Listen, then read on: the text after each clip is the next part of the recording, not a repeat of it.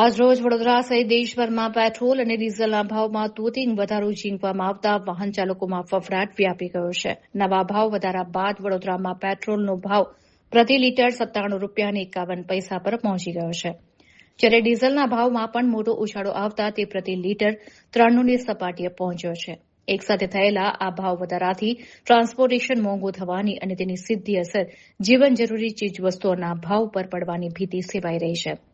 Iran અને America વચ્ચે વધતા જતા રાજકીય તણાવને કારણે વૈશ્વિક ક્રૂડ ઓઇલ માર્કેટમાં ભારે ગરમાવો જોવા મળી રહ્યો છે. આ આંતરરાષ્ટ્રીય સ્થિતિને પગલે ક્રૂડના ભાવ આસમાને પહોંચ્યા છે. બીજી તરફ સોશિયલ મીડિયા પર ઇંધણની અછત સર્જાશે તેવી અફવાઓ ફેલાતા વડોદરાના પેટ્રોલ પંપો પર વહેલી સવારથી જ લોકોની ભારે ભીડ જોવા મળી હતી.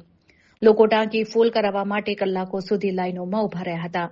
પરિસ્થિતિની ગંભીરતાને જોતા વડાપ્રધાન નરેન્દ્ર મોદીએ દેશવાસીઓને ઇંધણ બચાવવા માટે સહયોગ આપવા વિનંતી કરી છે.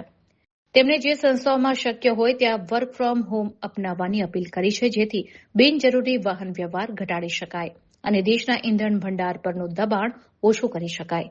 મોંઘવારીના આ ઝટકાથી સામાન્ય જનતામાં હાલ ચિંતાનું મોજું છે અને લોકો સરકાર પાસે રાહતની આશા રાખી રહ્યા છે.